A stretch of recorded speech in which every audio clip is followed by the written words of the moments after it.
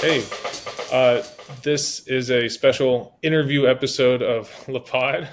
I really can't say the name of our podcast without it's so stupid. But this is an episode of LaPod with By Barry design. Eisler. Hmm. I want to kind of get into Barry's background in a moment. He's got a incredible kind of list of accomplishments and biographical details that we should talk a little bit about. But I'll just the 10,000 foot view is he's a former lawyer, martial arts expert, someone who's lived in Japan and written many thrillers, spy novels, former CIA analyst. And one of the reasons that we're having him on the pod today is that he's promoting a great new book, The System. It just came out earlier this summer. You can order it online and through the typical kind of book outlets.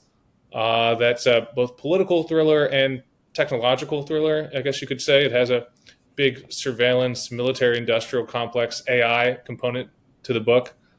Um, yeah, Barry, welcome to the pod. Thank you. It is lovely to be here with you guys on Le Pod. Take an opportunity to say it myself. Yeah, we met a few months ago at Dave Zweig's book event in Berkeley. We've been following each other on Twitter for many years now.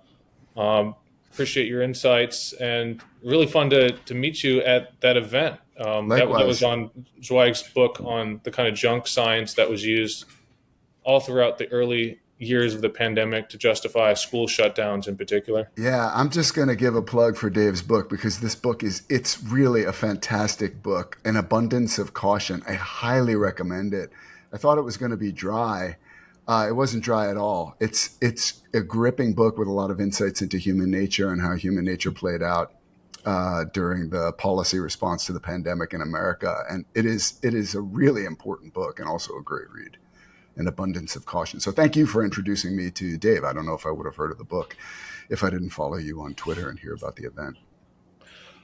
Well, could we just talk a little bit about you, Barry? Yeah. I mean, it's kind of crazy. So could you just walk me quickly through your career? How'd you get to writing books? Where did you start from?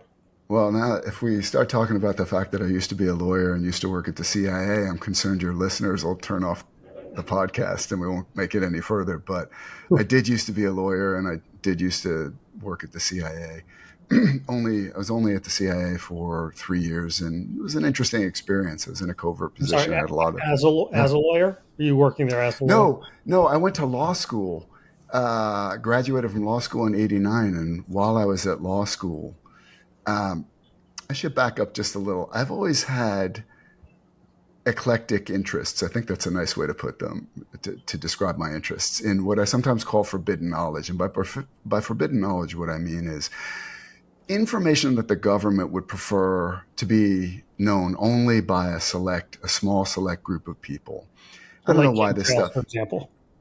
No, not Just so kidding. much. I mean, like, yeah, I'm not even talking about the conspiracy, and I'm using conspiracy broadly. Like, there are true conspiracies, and then there are, what Right. are typically thought of as conspiracy theories.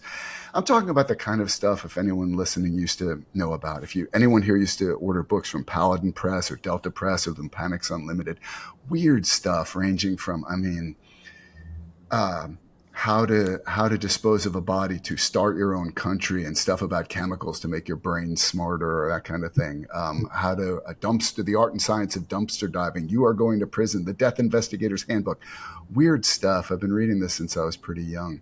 My wife Laura didn't used to let me display it because she didn't want to frighten guests. And then at some point I had my first novel published, and now it's okay for me to display it because after all, it's just research. I'm not really interested in these things. So when I was in college, I was interested in all this stuff.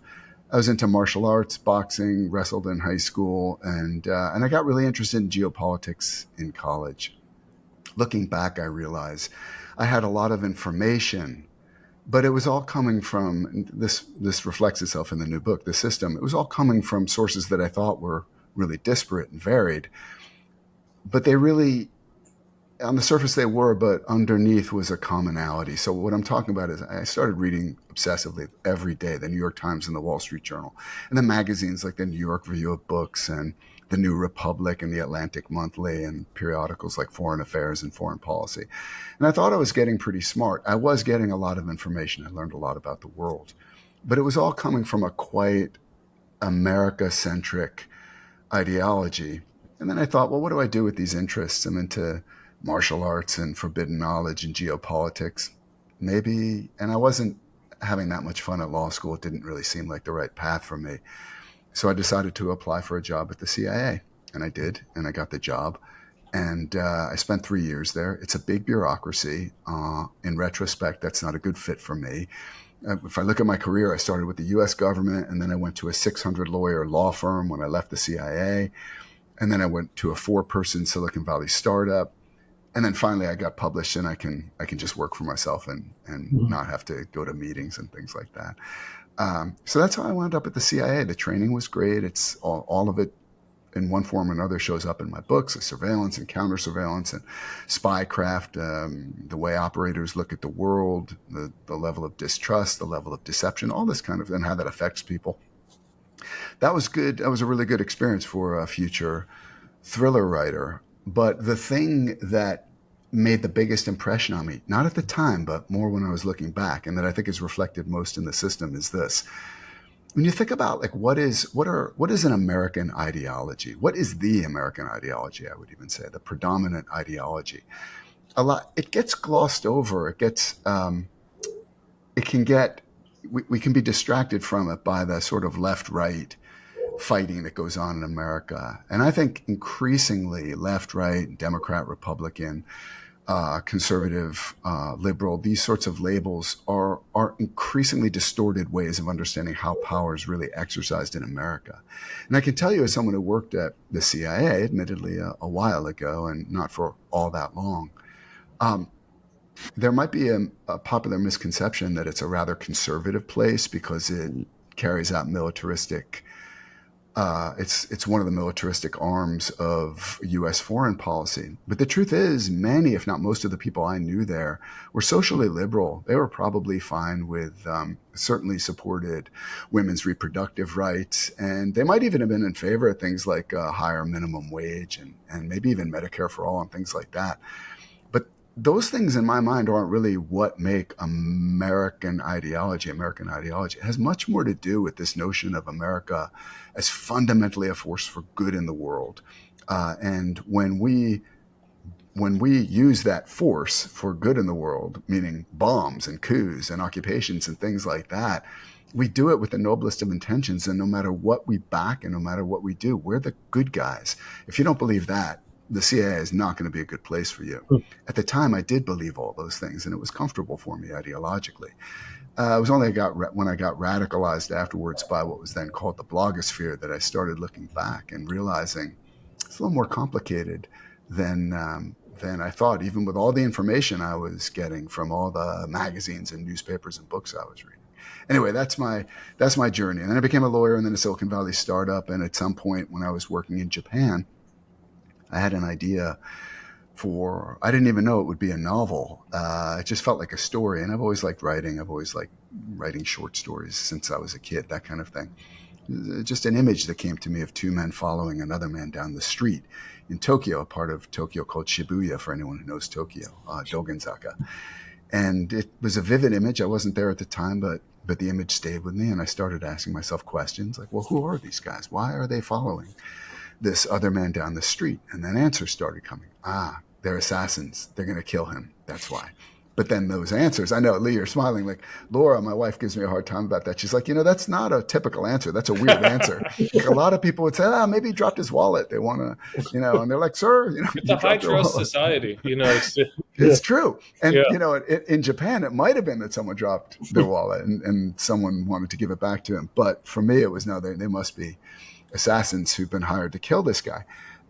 In retrospect, what's interesting about the process that I just organically, instinctively started following to find this story, I didn't even think of it as something I was doing to find a story. I just thought, well, the answers were all leading to more questions like, okay, they're trying to kill him. Why? What did he do? Who hired them? How did they even become assassins? How does a person become an assassin? How do you become a contract killer? It's not so simple as becoming an accountant or an insurance salesperson or whatever. And looking back, I realized that is the process of whatever you want to call it, finding or discovering a story or shaping a story. You get an idea. It's often a what if question. And then you start subjecting it to all the who, what, where, when, why, and how questions. And the answers to those questions always lead to, if they should, lead to more questions. And by the way, since I mentioned one more thing in this regard, just because it interests me, the flip side of the coin I just described is the process of reading a story. The same thing happens to the reader. You read the introduction and you get a sense of who the story's about, what it's about, where it's set. You get a sense.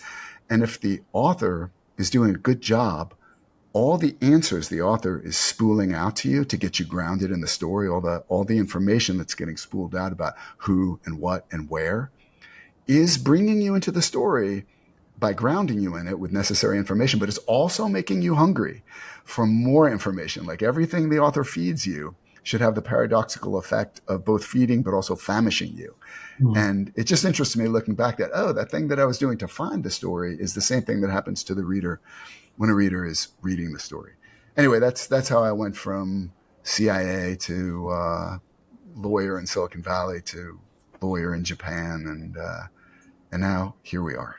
Well, I don't want to scoop your latest book, The System, but I do want to talk a little bit about it, and it does seem to parallel. I mean, you're reading it. I think for a decently well-read or news-aware reader, they're going to see a lot of immediate parallels in very recent history. Yeah, for sure. Book, both in terms of figures and dynamics, and political people, and a process that we've seen unfold in the last few years. How much does the news or like breaking news affect how your writing process? Like, are you attempting to navigate the world around us using fiction? And I don't want to give away too much, but there are figures that kind of remind the reader of AOC for or example, Katie Hill or some of these other lawmakers who, they go to Washington starry-eyed to be populists, be progressives, and then they get co-opted. They see the bureaucratic hurdles, and I think we're all kind of wondering what's going on in their heart. Are these people just narcissists? Are they actual idealists who want to change the system? When they're getting lured in by the attraction to power, to money, to the advantages that the system provides, the bureaucracy and the special interests and the military. Yeah. What's going on in their heads? What kind of calculation are they making? This is something I wonder all the time. And my general rubric for trying to understand it is the question of cynical or clinical. Like, are they doing this cynically and they know exactly what kind of scam and racket they're involved in? Or is it clinical? Like they're crazy and they do these things because they actually believe that what they're doing is going to be good. It's hard to know because the behavior is the same. But this is one of the fun things about being a novelist. Like the novelist's stock in trade should be human nature, whatever you want to call it, like the wonder of being human or the tragedy of being human or whatever kind of story you're trying to write. It's the human element that's got to be central to what you're doing. And, it's funny. I mentioned being radicalized by the blogosphere in its early days. And one of the people who absolutely radicalized me is Glenn Greenwald, who I know we all know. And Glenn occasionally says, like, he's not that interested in the motivations. He's much more interested in the policy and the action people are taking. And I get that. But even Glenn doesn't fully believe that, because sometimes he veers off and he'll start talking about the potential motivations. I personally love when he does that. I find his speculation to typically be really interesting in that regard. But I get to do it not really moored by the sort of facts you guys have to deal with as journalists. Like, you got to be very careful about sticking to the factual record, and you can speculate around that, but you got to really adhere to the facts. Whereas I'm free to interpret things any way I want. This is fiction. So I am definitely influenced by things that are going on in the world. And I try to stay one step ahead of not so much what I see is happening, but what's being presented in the news, for example. I always think, well, if that's what they're telling us, how much worse is it really? And just to use one example, this isn't in the book, but Joe Biden's obvious cognitive decline. I was talking about with friends and family, with Laura, and laughing about it because I don't know what else you can do. When the president of the United States was the nuclear codes is obviously increasingly non-compos mentis. He was changing even when he was Obama's vice president. And by the time he was running in 2020, come on. And I would talk about this a bit on social media, and I was really surprised by how people would react. It's the kind of, I'm like, it seems to me he's experiencing some form of cognitive decline. And people would say, how dare you diagnose him? You're not a doctor. It's a stutter. And I would say, well, I thought we weren't supposed to diagnose him. But you know what it is, but you don't like my interpretation, but yours is fine. But anyway, the thing I used to say about, joke about with Laura is I'm like, can you imagine how much worse it is at night in the West Wing when the cameras are turned off and there's nobody but sycophants and family around? I'm sure I'm right about this. It hasn't, some of it's coming out in Jake Tapper's apologia. But I don't even think nearly all of it has come out yet. When we were seeing Joe Biden, he'd been pumped full of drugs, whatever the latest cocktail that they were using to just try to keep him from wandering off the stage and not garbling, whatever it was. He was look at the teleprompter, all that kind of stuff. Whatever they were giving him, it was all carefully controlled. We were seeing him at his best. The truth had to be so much worse than the public was being allowed to see. So this is the kind of thing I do where I start imagining, what are they doing? What's it really like in the West Wing? What are they doing? Is he upset? Does he not want another injection? And they're like, come on, Joe, it makes you feel better. Come on. They're trying to, I don't want to, it hurts. Like that kind of stuff. I could easily imagine.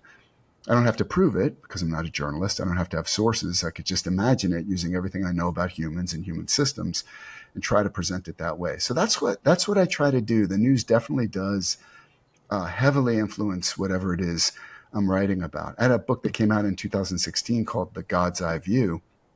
And I actually was working on this idea in early 2013 because I had a sense that the U.S. government was spying on the American citizenry, much more than even was just leaking through a little bit from whistleblowers. I mean, this is even before 2013, Bill Binney and Thomas Drake were public figures. And so I knew there was some of this stuff going on, a lot more than we were supposed to know.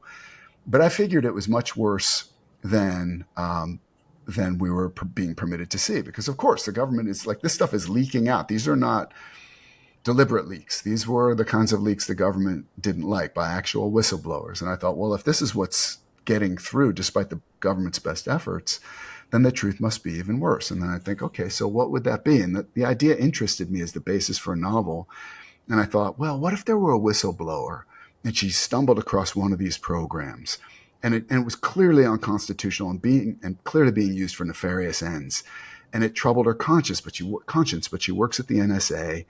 And, what if she had, like all of us, she needs the job because she's got health insurance and she's divorced and her husband's a deadbeat.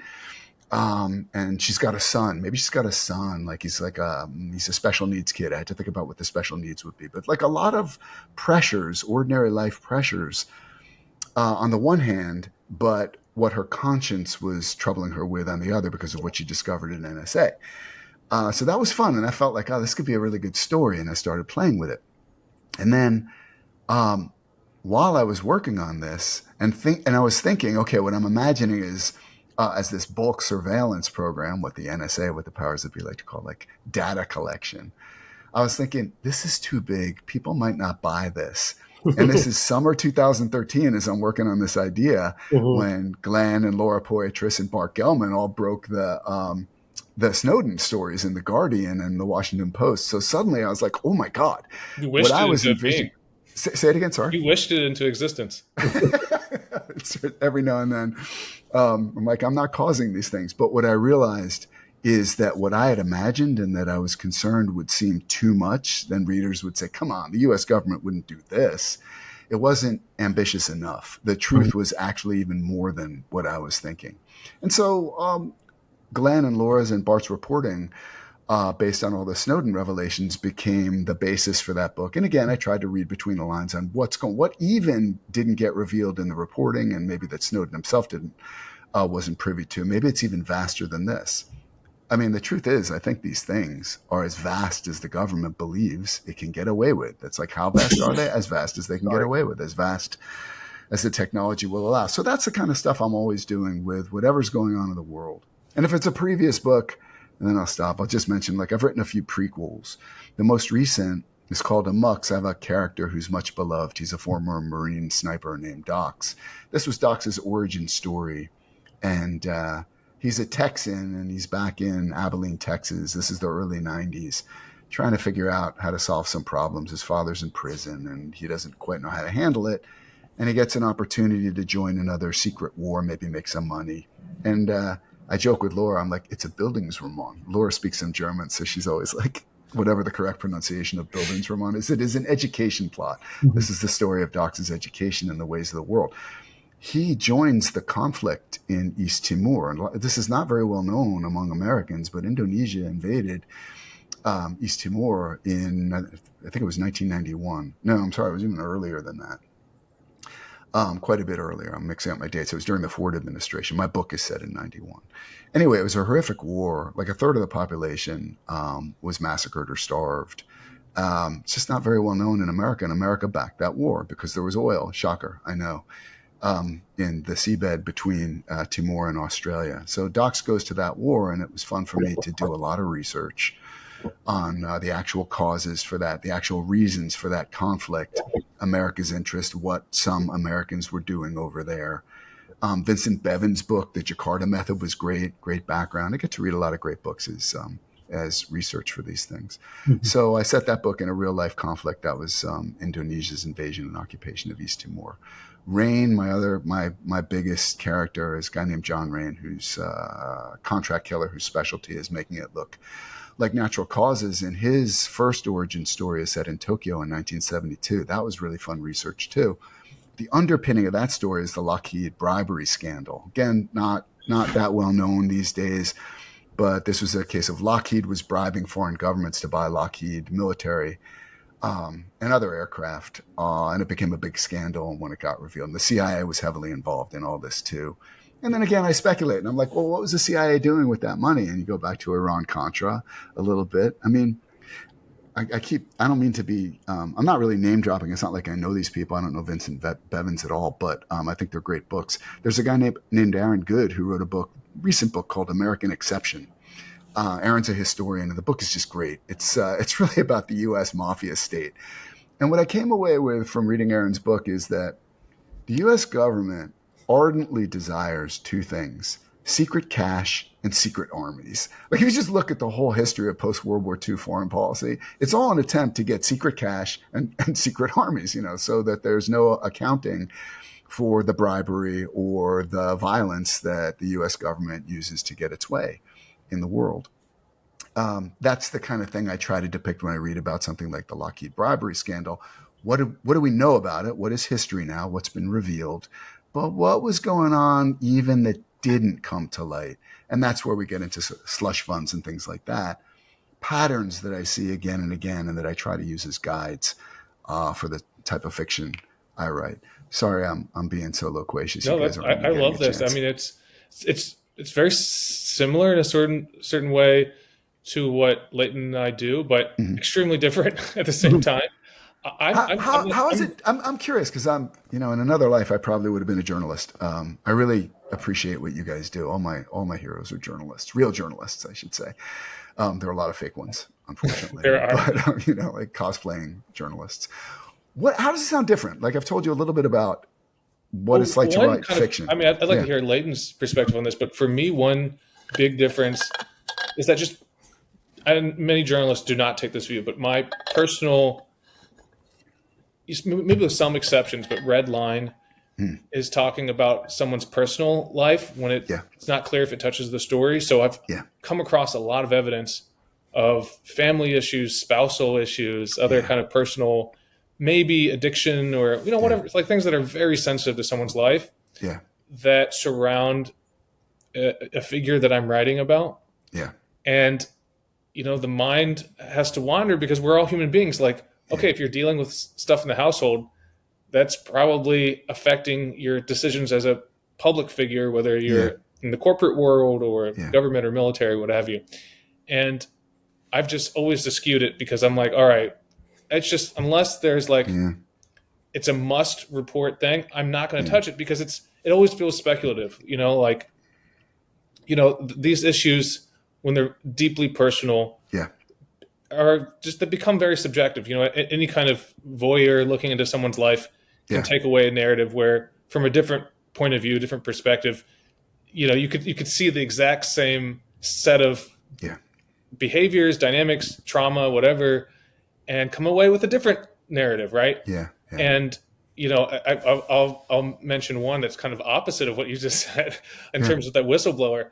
I was writing about some of the first anonymous leaks back in the Hacker Collective back in 2010, 2011, and they were targeting surveillance companies. So there were certain surveillance defense contractors who were selling spying tools to corporations and the military and special ops, very powerful tools, remote control of computers, sending 0 days to phones and that type of thing.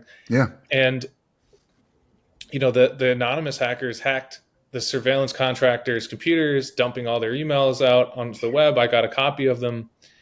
And, there's a lot of stuff that I reported that very, kind of black and white, like, okay, here are our plans to hack, certain enemies, to exploit, whatever vulnerabilities in computers and what have you, Wi-Fi networks.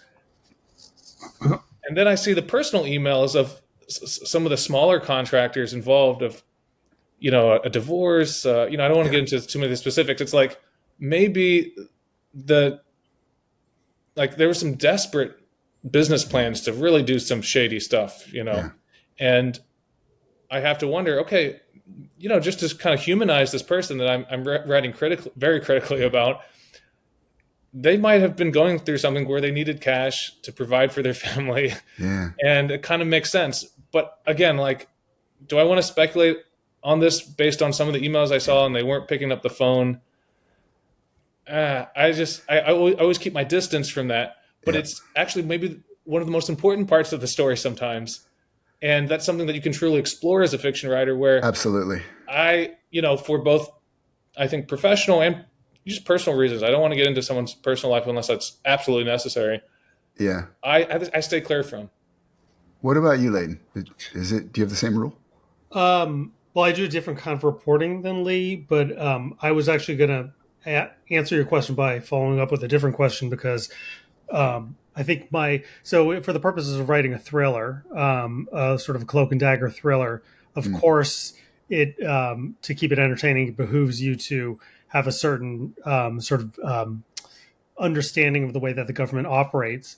But in terms of your actual understanding of the way the government operates, I feel like the two paradigms are like House of Cards on the one hand and like Veep on the other. Where and obviously, if you're writing thrillers, it's more fun to go in that House of Cards direction.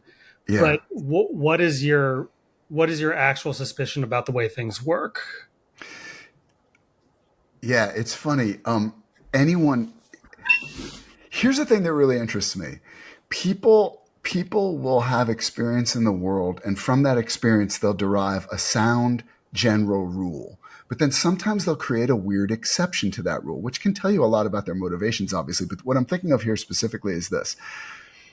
Everybody knows that the government is generally not efficient. And I'm not interested in throwing out the baby with the bathwater or anything like that. It's just, if you've gone to the DMV, it's typically not a great experience. If you go to the post office, there's usually a long line. And why is that? We can get into reasons. Well, maybe because we waste $1 trillion a year on the military, and there's not a lot of money left over for services for ordinary people. I'm all for that explanation. I think there's a lot of truth to it. But the point is, people tend to think like, well, yeah, the government doesn't do things all that efficiently. But then if you're like, what about the CIA? They're like, oh no, the CIA. I saw The Bourne Identity, and I saw that Al Pacino movie, The Recruit. Like, I saw that movie in the theater with Laura, and it was a fun movie. It was so over the top. And I was going to, this is really what it's like. They really, but it's not.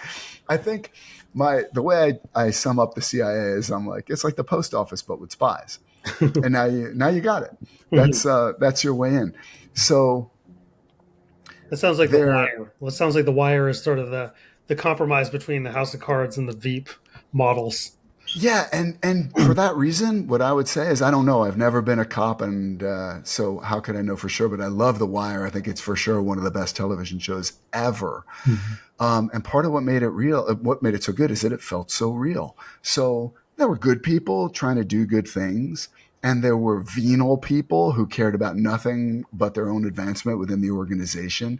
And even the good people, actually, I should say The Wire in some ways is my model for the system, because and I experienced this firsthand also in the CIA. Like, there are some really good people in the CIA, and I'm anti-war, but I'm not a pacifist. I do think the world can be a dangerous place, and there's information that other governments, other groups want to keep hidden that I would prefer our government to know. I don't think that spies are unnecessary or anything like that.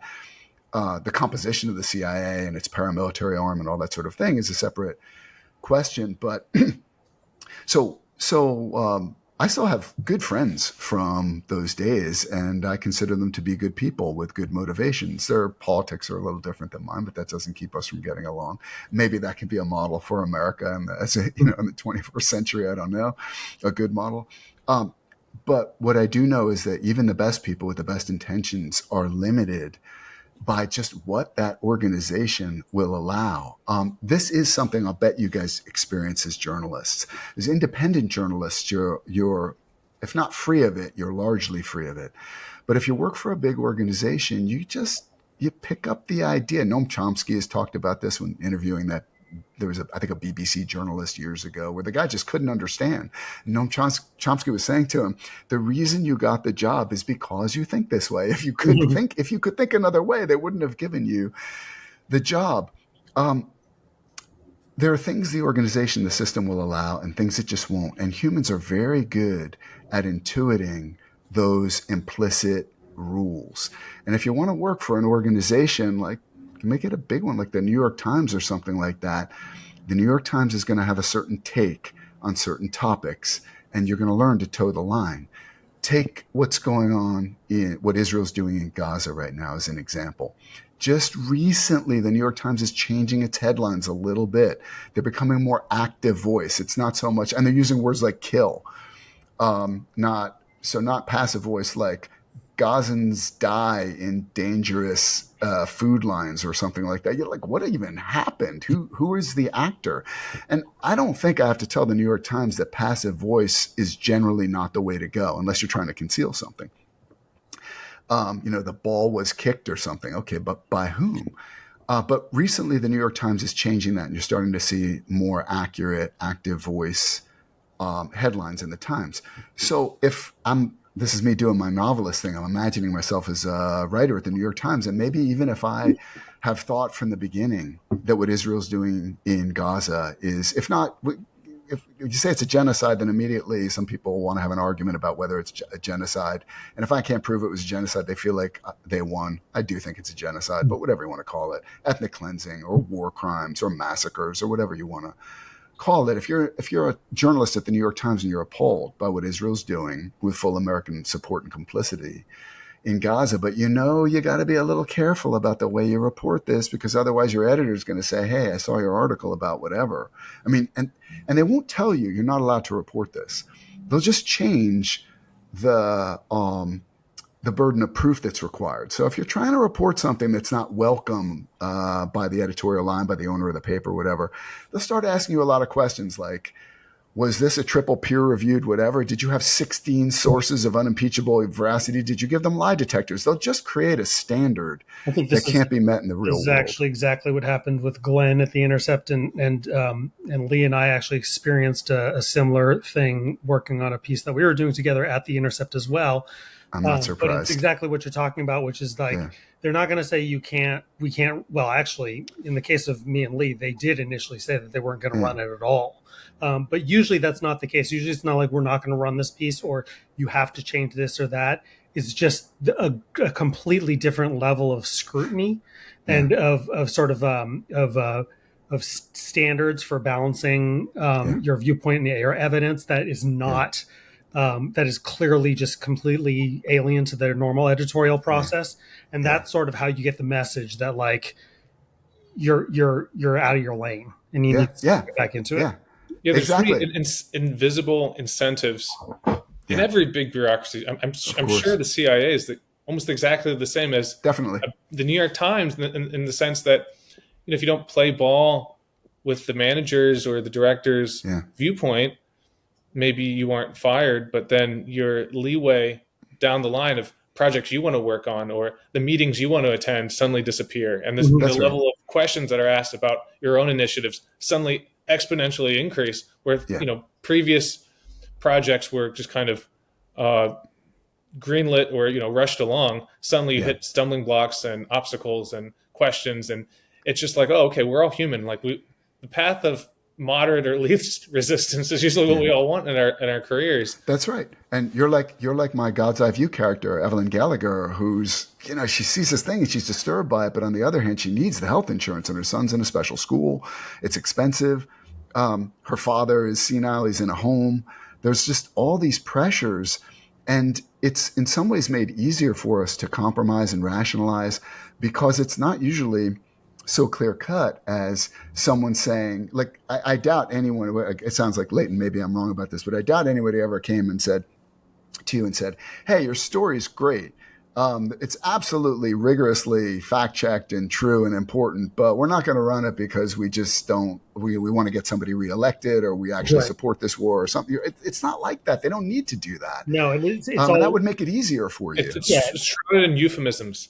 That's right. This is a problematic opening line. Don't you think it would fit better, this fact that is actually the most important fact in your article? Let's put it in paragraph 16, actually. Oh, my God. Yeah. So in this sense, all organizations are the same. And by the way, why is this? Because it's a human thing. And this is, I've caught myself doing, I really, everybody thinks they try to do this, so maybe I'm full of shit, but I really feel like I try to do this. I really try when I feel like I have a principle, I try to apply it in a principled way. I try to apply it impartially this is maybe the best thing I took out of law school. Actually, being able to read a publishing or a film option agreement is a good skill too. But one of the things it's not like they even teach it. It's just how it's done in law school. First year law, you're to constitutional law, criminal law, contracts, all the torts, you're looking at these cases and you see like, okay, it seems like there's a principle here. Like, for example, if somebody was fiddling with the radio when he ran someone over in his car and killed them, it just intuitively feels like that's bad. The person should be punished. But it doesn't sound quite as bad as the guy put poison in the person's coffee or bought a gun, went to his house and shot him. We sense that on some sort of emotional level as humans, but we're not sure why. And so in the law, what you just learn to do is to take different fact patterns, like the one you have, but keep changing them to see if this is a sound principle. And if the principle doesn't stand up to other fact patterns, then the principle needs to be adjusted. Maybe it's not a principle at all. So I really work hard to do this. Like if there's a politician I don't like who does something and I'm like, that's terrible. What if this politician you like, I actually like very few politicians, but if there's one I like who did this, and how would I feel? And vice versa. I try to do that. And that's a human thing. Using a different set of principles to achieve one and reverse engineering from the outcome you want. And so that's what your editors are doing. Back at The Intercept, or editors in any major news organization, they're doing the same thing. There's an outcome they want. They don't want to face it squarely. And so they just make for a more rigorous burden of proof if you're going to run that kind of article that the brass doesn't really like as much. Yeah. I think most people who are doing this aren't even that aware of the process. Probably you guys are self-selected for people who become aware of the process. And it's not a coincidence that you're now independent because you just found the whole thing so odious that you couldn't stand it and decided to take some risks. There's two things going on, which makes these situations mysterious, which is that, first of all, there's a certain amount of dishonesty being represented to you because, no self-respecting editor can straight out say, I don't like the politics of your findings. Right. But then I think the more powerful thing is this narrative that they're telling themselves, because no self-respecting editor wants to believe that that's what they're doing. Yeah. So usually they'll focus on the integrity of the piece, which is really ironic because usually they show a lack of their own integrity by attacking your integrity, your alleged integrity as a reporter. But yeah, there's these are human institutions where you have to peel back those layers of the onion. What is the dishonesty that's being represented to you? But more importantly, what is the narrative that well-meaning people who are generally good people, generally Yeah. not psychopaths. So they Yep. are telling themselves some sort of a self-serving narrative that's easy for them to accept, even if it's dishonest. And Yeah. you have to tease that out. Yeah. This is where I've tried creative writing as well, and I think it's much more complicated than reporting, insofar as you have to delve into all these questions that you can just coast past if you're reporting. But if you're trying to build out a real life situation, then you have to deal with all these internal dialogues, these misrepresentations, miscommunications, and things like that have to be reflected in a scene. And it's very, very complicated. Yeah, it's funny. I tend to agree. Only, I mean, I don't really. I guess in a sense, if you just look at word count, I have written a lot of nonfiction over the years because I started a blog, I don't know, 20 years ago or something like that. So now I have a Substack page. So anything that interests me, if it's if it's suitable for offering some insight or opinion on in a nonfiction venue, then I'll write a post. And what I've noticed is the difference between writing fiction and writing nonfiction is when you write nonfiction, you're immediately presented with the raw materials. Like something made you want to write that article. And even if you don't have all the raw materials, like what you guys have to do as investigative journalists is you're going to have to track stuff down. There seems to be something going on. Maybe you can find out more. You can interview people. You can do FOIA requests, whatever it is. But even then, there's raw material that exists in the world, and you're acquiring it and assembling it, dissecting it, and shaping it into a story so that people can see what's really going on.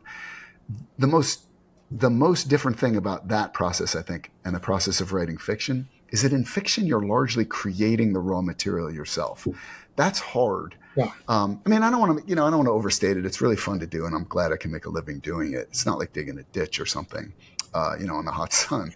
But it's harder when you have an idea. And I was describing it a little while ago with Evie Gallagher, my NSA whistleblower, where, okay, I've got an idea. So what if there were a whistleblower, or what if there were an NSA employee who believed in the mission and all this stuff, but then she discovered the secret program that's being used for terrible ends against ordinary Americans? How would she deal with that? What would she do? And then it's like, well, who is she? And then there's just a lot of questions you have to ask about her formative experiences and different layers of her personality, public, private, secret, hidden. What does she think she wants? What does she really want? What are the motivations, but what are the drives, the unconscious drives? There's so many things that you need to discover before you have the raw materials that you can use to tell a compelling story. I feel like in some ways, I don't know if I'd say that's the biggest difference, but I think that's certainly a big one. And then the other thing is, as we were talking about a little while ago, is when you what are the motivations? It's not like that doesn't enter into your work at all. In fact, again, maybe this is the novelist in me, but I love when journalists speculate. I make it clear it is speculation. I don't know, but one possibility is blah blah blah. I always find that really interesting, but it's more of a side note. Mostly, what you're doing is presenting and interpreting facts for what they mean for hopefully ordinary people, for the world, something like that.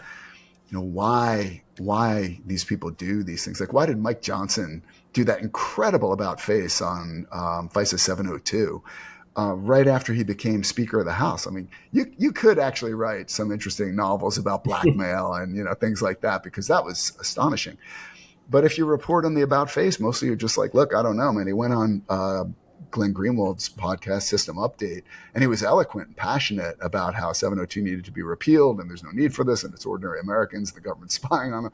The guy got elected speaker, and I mean, it was dramatic. Yeah, why? For listeners who might have missed this, I mean, I think, Barry, what you're touching on is, that whole book or series could be written just about the drama around 702, this kind of update to the Patriot Act that gives the FBI the ability to listen in on Americans without a court without a warrant, Yeah. and basically anytime that there is a phone call or email or electronic communication with a foreigner, someone or outside the U.S., even if it's, if let's say like you're having Leighton and I are talking on a regular basis, I travel to Spain and we continue that conversation.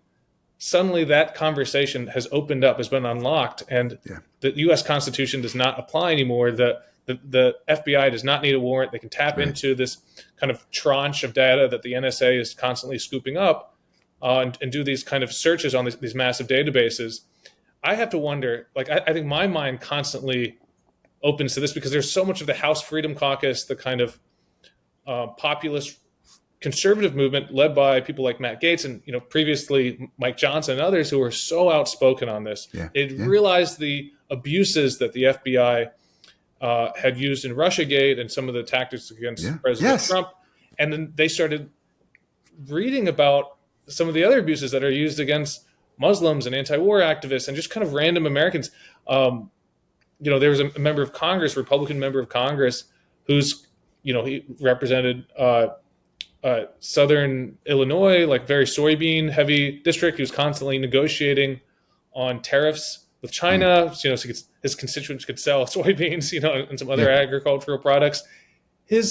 Incidentally, the FBI was warrantlessly wiretapping his communications because he had kind of tripped the wire where they were allowed to, essentially, because he was communicating with folks in China.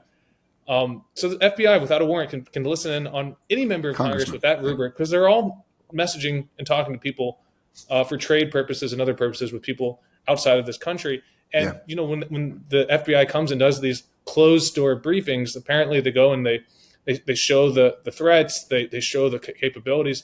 You got to wonder if it's like some kind of Lord of the Rings moment where they're showing the ring and the awesome power, and then suddenly these folks flip, and then the folks who flip then ascend the political leadership and then become more powerful. And the folks who are problematic, who remain committed to their principles, like Matt Gaetz, now he's out doing a TV show. He's not in Congress anymore. I mean, I don't think these are coincidences. I don't have all the connective tissue to show, because certain folks took a stand, they're out of power, and other folks compromised their principles, and now they're leading the House of Representatives.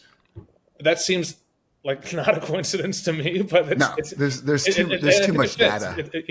I think it's sort of. I think that's exactly what happens. But I also think there's a self-selection process that selects out for people with scruples. But there's also But the people who really rise are the people who not only are willing to, bend or break their principles, but are happy to tell themselves a narrative that justifies it. Because it's the people who are the true believers who are the most persuasive. I look at Mike Johnson and I think he probably believed both positions he had. I totally agree. Believed the second position he had as soon as he flipped it.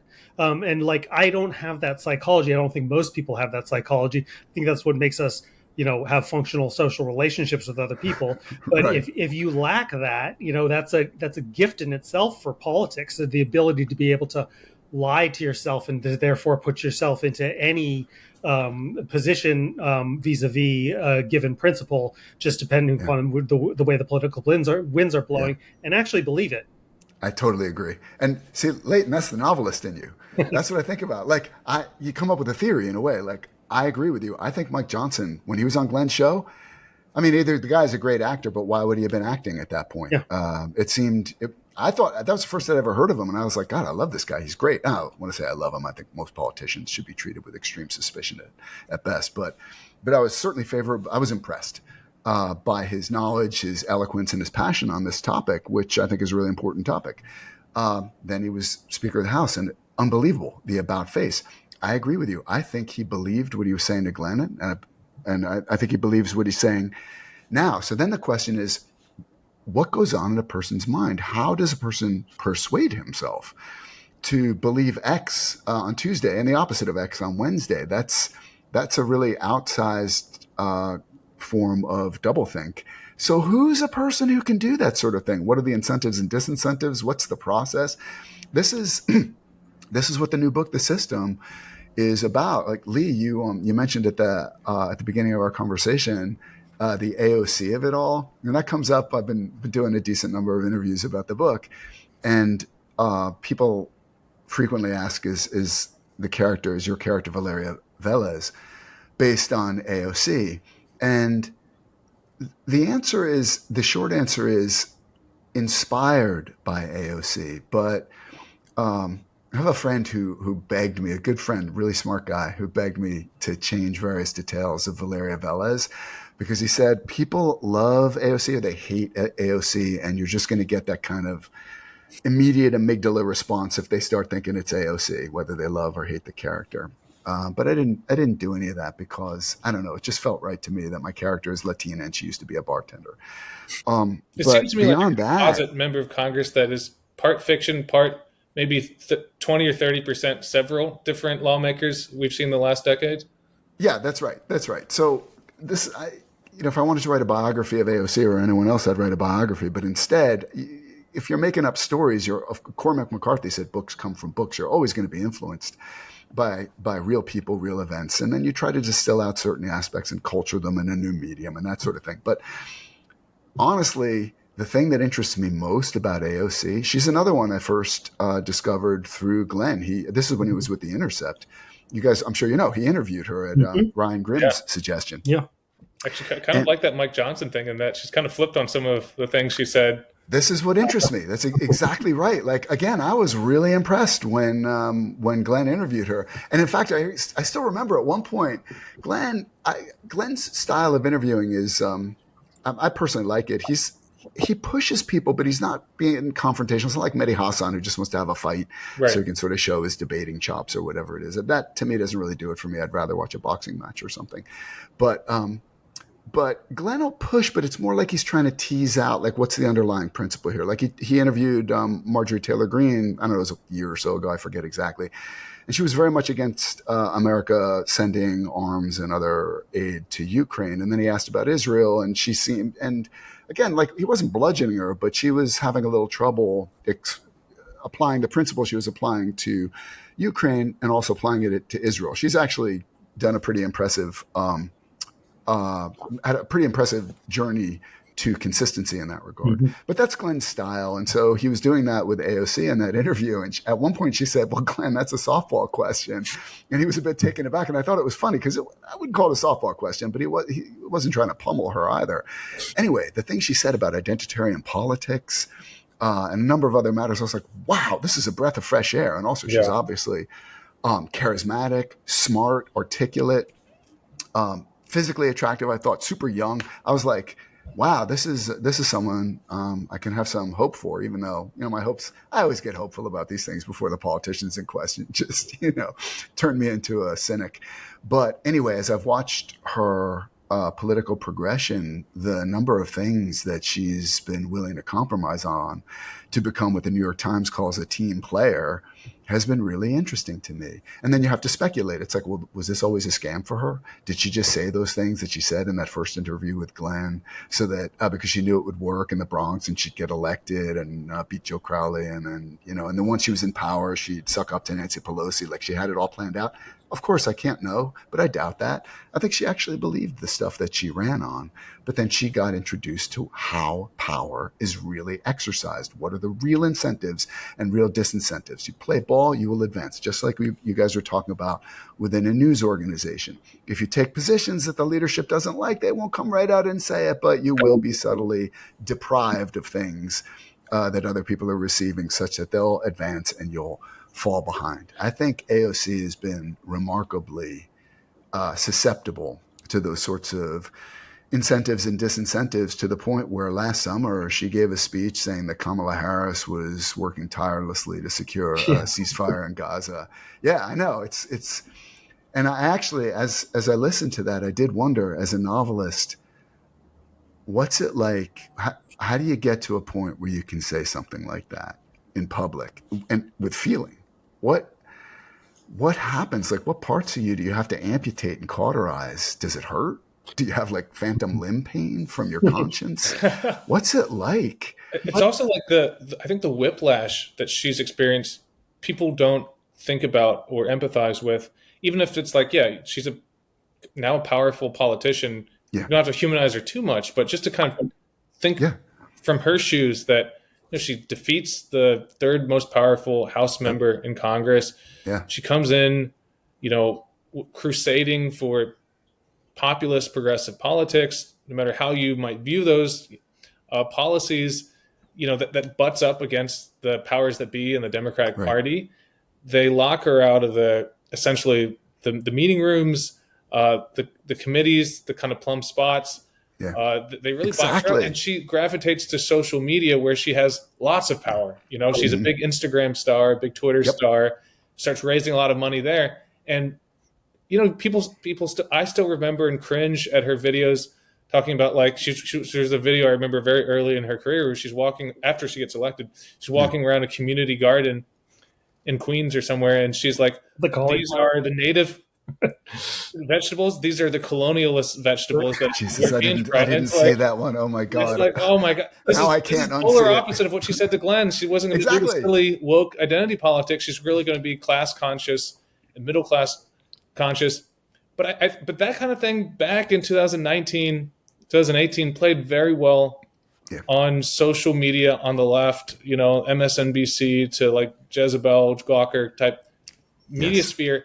And if you're boxed out of political power after winning elected office, this is where you go. This is not where you should go. I find it terrible that she did that. I think long-term, it really diminished her. And now she's trying to just play ball with leadership and gravitate away from social media, which feels like a net positive in some ways, but then it manifests in exactly what you're saying, having to lie about Kamala Harris and that weird vote the other day and saying that she had to approve weapons to Israel because they're defensive. Like, and the way she put it too, she was like, "Well, of course." I'm like, well, "Wait a minute, man." I think she might be actually a more interesting character for like in fiction than somebody like Mike Johnson, because what I was saying before about how talented people are able to lie to themselves really easily, I don't think she has that. Like, I think she's actually probably not above average on the psychopathy scale, and I think a lot of successful politicians are very high on the psychopathy scale, and so she does. So she knows she's selling out her principles, and then she lies about it. And of course, to a certain percent, you get socialized into these institutions so that you start to believe what you're saying. But I think she sounds like she's lying. Like, she sounds like she knows she's lying. It's not convincing at all. But the other unrelated point I want to say is that also, if you were to treat this from a fictional point of view, there's another way you could tell the story that I'm somewhat sympathetic to, which is from the point of view of the people who are in the arena, elected official, or the people making the decisions. It's also really easy to be somebody without any power, making these like radical proclamations and being like so sincere in your principles. And it's like, well, there's no countervailing pressure against you. So it's really easy to be the pre-Congress AOC. Absolutely. And this is another thing I try to depict in the system. I mean, if I've done my job well, I'm really not trying to provide answers. What I hope is that when people read the book, they'll talk about it and they won't really be sure, like, was that a happy ending or was that a very unhappy ending? Did she do the right thing in making that compromise, or was it the wrong thing? I have opinions about these things, but I have not provided answers, because does Valeria Velez in the book, does she compromise? Yes. Does she rationalize? Yes. But like the best rationalizations, they're not fantasies. If you want to get things done within a system of power, you have to acquire some of the power within that system. And that system will only allow you to acquire power to do things that the system will permit. And if you're very talented and determined, you can stretch it. You can maybe do some things that the system would prefer you not to do. But if you really take a stand against it, you're going to be cut off. And in the U.S. system, you listen to anyone like Aaron Good or Jeffrey Sachs, Oliver Stone. These guys make a very good case that Kennedy was assassinated by the CIA, or at least CIA complicity. I'm not enough of a historian to have a super strong opinion about this, other than I certainly don't find it a ridiculous notion. So think about what happens if even a president is doing things or wants to do things that the system is very much opposed to. There are ways these days, with the amount of information, like Lee, you were saying before, you get incidental collection on anyone in Congress. Think about this level of incidental collection you could have on U.S. leaders. In fact, there's a theory. I don't know, but again, I don't find it implausible that that the Mossad had tapped.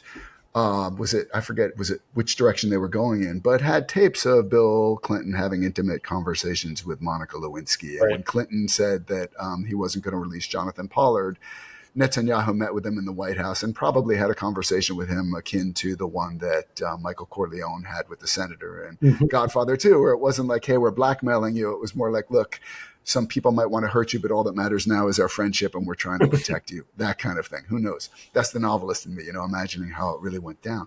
So if the president, even the president, is doing something that the overall system, where the real power in the system is located, and that's the military industrial complex, Wall Street, Silicon Valley, that sort of thing. The system doesn't want this. They've got lots of ways of dissuading you, low-key ways, private ways. And if that doesn't work, they can keep ratcheting it up all the way to finally just removing you one way or another. I don't find anything I just said implausible. And in fact, if people find themselves resisting anything I just said, leaving aside the specifics, even just the way a system will work against a maverick within a real maverick. I'm not talking about John McCain within its ranks.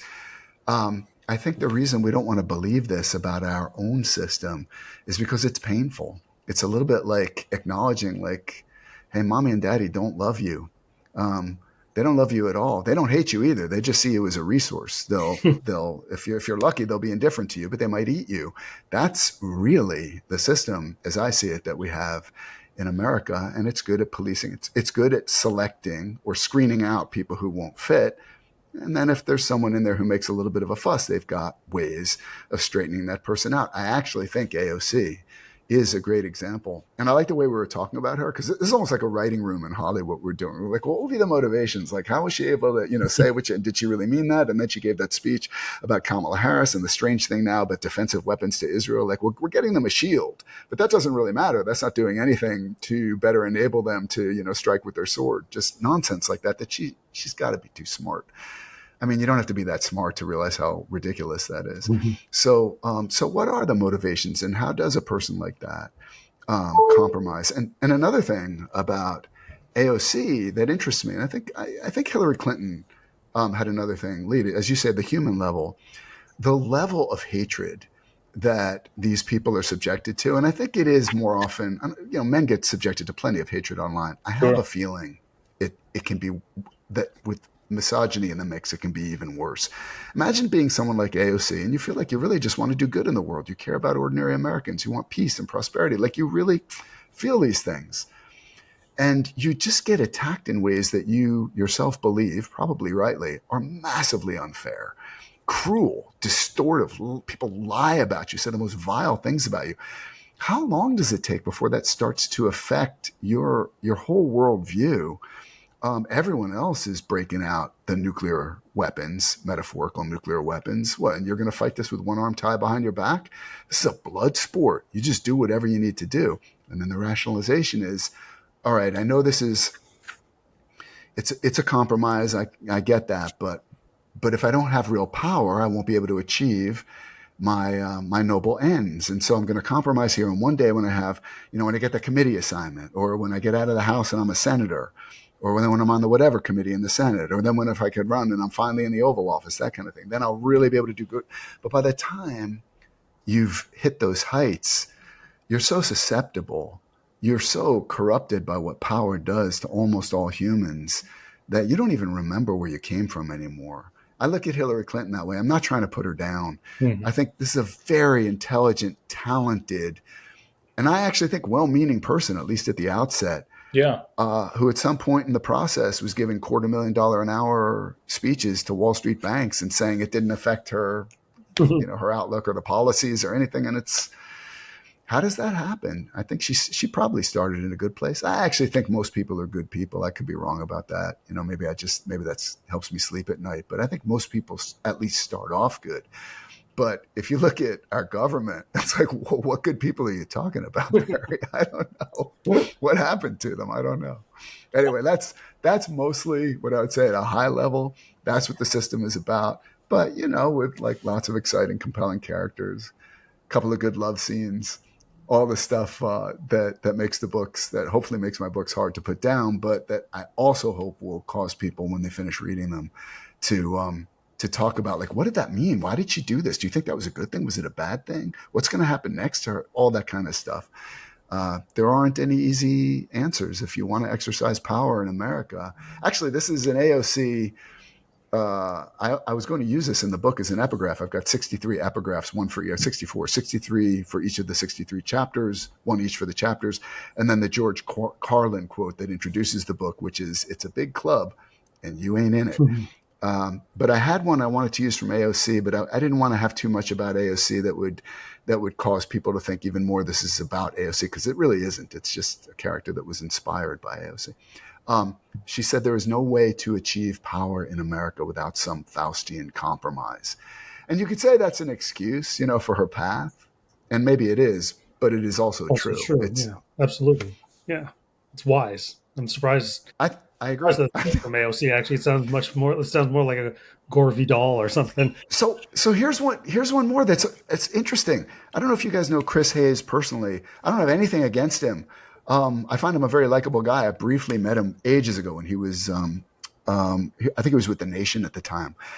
And he wrote a terrific book I really liked called Twilight of the Elites. Read it a lot of years ago when it first came out. And I remember he's another one Glenn interviewed.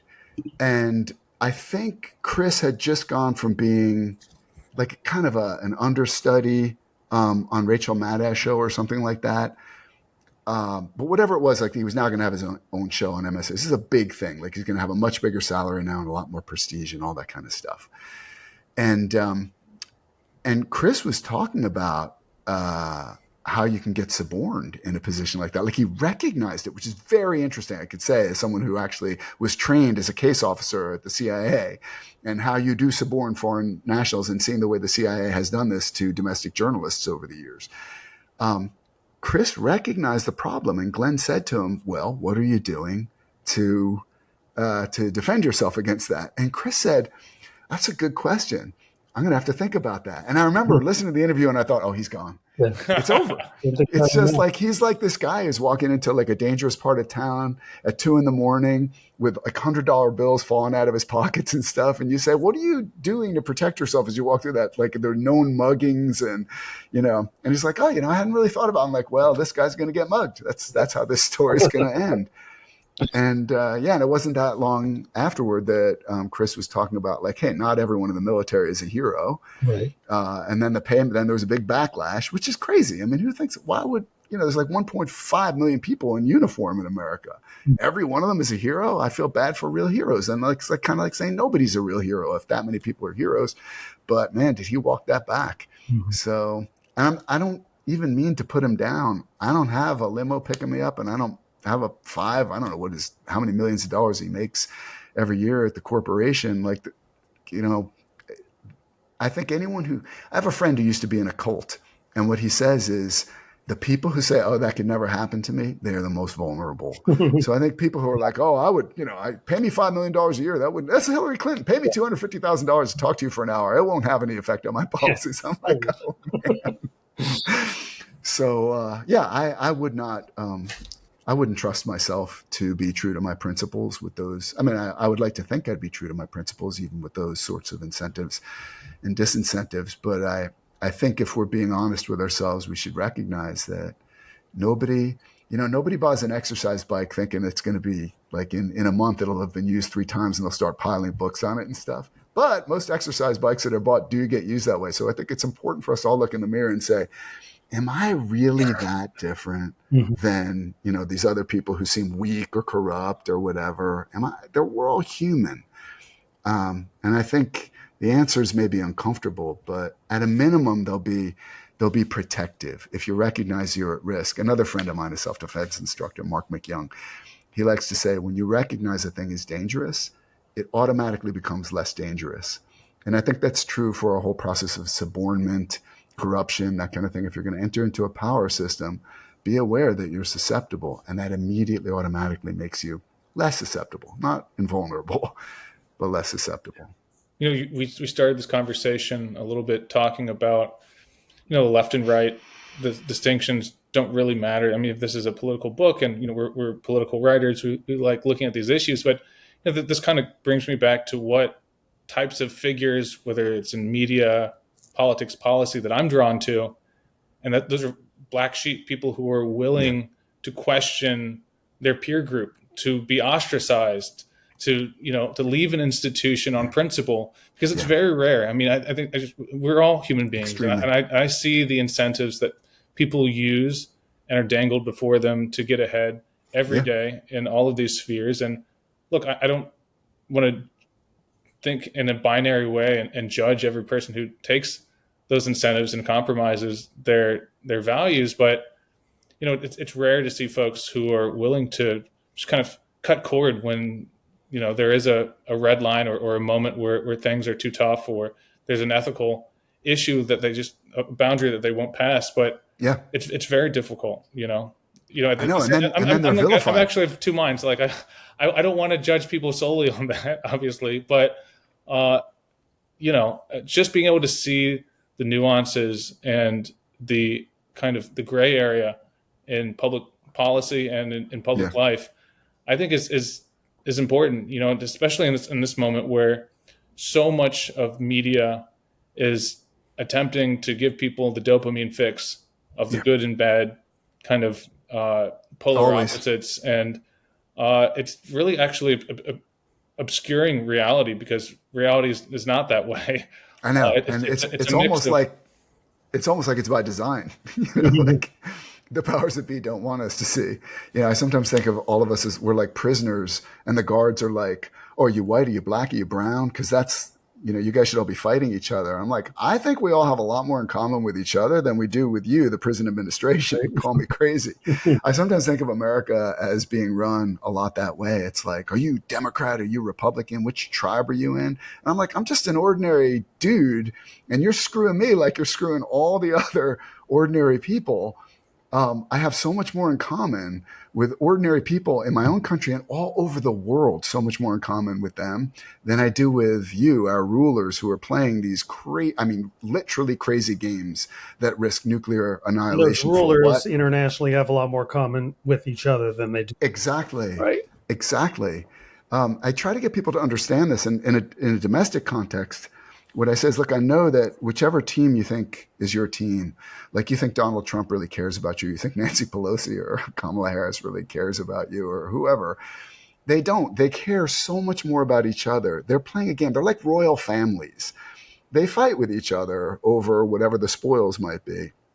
But the one thing that they can agree on, and they do agree on, is their place at the table versus your place, which is not at the table. And they'll fight to maintain that system. So, and it's true for, as you say, Leighton, with regard to rulers generally and ordinary people generally. And it's frustrating for me that people can't see it. They cheer for the rulers that are on this ostensible other team, even as those rulers just continually screw the rest of us. And worse than, we started off before we were recording talking about AI. AI is understood to be a potentially species-ending technology. I'm like, are the people playing these games, are they thinking about how this is going to affect ordinary people? And they say there could be a 5% chance that this is going to lead to a human extinction event. And then immediately I think of Dr. Strangelove, where George C. Scott, General Turgidson says 20 to 25 million killed tops, depending on the breaks. Like it's really like that. Like they really think this way. Or when we keep increasingly provoking Russia, and I think that is absolutely the right word, the perfect word as the title of Scott Horton's book of that name, provoking Russia over the question fundamentally of who's going to rule the eastern provinces of Ukraine. This could easily turn into a nuclear war. If you put some ordinary people in charge of this, it could be sorted out in a matter of days. It really could. It's not that complicated. We don't need NATO on all of Russia's western borders. It's nuts. Mm-hmm. That's a game that NATO's playing to perpetuate itself. For ordinary people, it's not just a waste. It's an extreme danger, but our rulers are playing this game with each other. They relate to each other. They don't have any notion. Like when the elephants dance, the ants get trampled. I think these are all things, there's a reason. The first quote I used to introduce the whole book is, "It's a big club, you ain't in it." That's George Carlin. And there's another one too, which if I had to tell people one thing, like if you want to understand one thing about power, it's probably true in all societies, but I think it's particularly true in America today. It's what George Carlin said almost 20 years ago, about 20 years ago in his Life is Worth Losing HBO comedy special. He said, he's talking about politicians, what he called the owners, your owners. He says, they don't care about you because they don't give a fuck about you. They don't give a fuck about you. They don't care about you at all, at all, at all. He had to phrase it 6 times in slightly different ways because he recognized, I think, instinctively that people resist this notion. They don't care about you. And if you can understand that, then you've got some apprehension, decent apprehension of reality. And as the saying goes, if you can't identify the problem, it's extremely hard to solve the problem. Start by realizing they don't care about you. Now, what do we do about that? I don't know. But if you're like, oh yeah, Nancy Pelosi, she's on my side. Mitch McConnell, he's my guy. I'm like, oh God, like, there's really not much hope. So anyway, that's I would say that's what I've tried to depict. It sounds more depressing when I say it out loud than it's depicted in the system, which I think is a pretty fun read and compelling read, or at least that's what people seem to say about it in reviews. But that is what I'm trying to depict. Like, stop that. They don't care about you. They're playing a certain game. This is how power is really exercised, by whom, for whom. This is real. And this is what happens to people who enter into this system, regardless of their motives when they enter into it. This is what it starts to do to them. And this is the result. This whole conversation is a reminder. My wife keeps telling me I should read more fiction. Oftentimes I'm just reading books. I'm just like kind of reading them really quick. I'm reading nonfiction and just trying to gather as many facts as possible and move on. I totally get it. You mentioned earlier during the conversation that just a line that struck in my brain for this last hour. It's like, I'm not digging ditches. I'm like, well, that's what I'm doing. I'm literally just like, you guys are talking about like the complexity of the human mind and the spirit.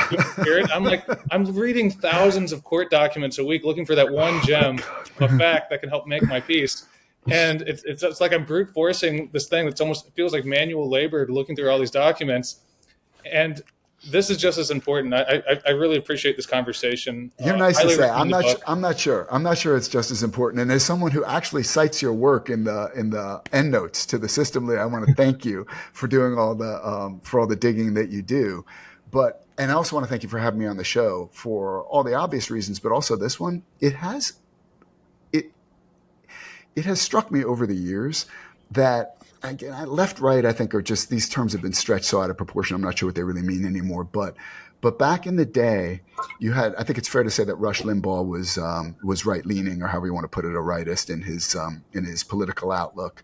Glenn Beck was the same. Glenn Beck has become a little bit more complicated, I think, in his outlook. But whatever, those guys used to heavily promote the fiction of a couple of novelists who I actually know personally. I've met them, nice guys, Brad Thor and Vince Flynn. Vince Flynn died tragically early of cancer some years ago. But these guys, their books were like They Hate Us for Our Freedoms kind of action thrillers. And if Scott were here, he'd probably say, Barry, that's not true. Scott Horvath is this or that. And I'd be like, you know what? I'm sorry, I don't mean to. But I think in general, they're writing that kind of narrative, which lends itself to action thrillers. It's easy. There's good guys and bad guys and heroes and villains. And there's a ticking time bomb, and they put it under Los Angeles because they hate us for our freedoms. And the hero has to find, that kind of stuff. And then you torture the bad guy to get the information. And we all know torture is a truth serum, that when someone's being tortured, he has no choice but to give you accurate, actionable intel. That's just the way it works. I saw it on 24. It must be true. And Anton Scalia said so, citing 24. That's actually my point. The right has been quite clever about introducing narratives favorable to its worldview through fiction by promoting the work of novelists who share that worldview, pushing shows like Fox's 24, which was just this giant apologia for torture, and I don't see a lot of that on, you could call it the left. I tend to think of it more as the reality-based community, and sometimes it's frustrating for me for selfish reasons too, I admit, but also because I'm like, you guys all know Orwell. You read 1984. You know Animal Farm. That fiction can powerfully shape the narrative framework in people's minds. And we're all storytellers or story receivers. We understand reality in a form of story. And so it's been frustrating for me. I'm like, why are you leaving it just to your political opponents to shape the narrative by promoting fiction and drama, and you do so little of it yourself? So thank you for all the obvious reasons, but also because I think it's good to promote reality-based fiction as a way of helping people understand the way the world really works. Thank you for being part of that. I appreciate it. Oh, thank you, Barry. We'll promote the book on our Substacks and provide a link for readers. Again, just want to really thank you again for joining us in this conversation. Total pleasure. It was really good to see you, Leah, and to meet you, Leighton. Yeah. Thanks very much for having me on the show. Okay. Cheers. Bye. Bye.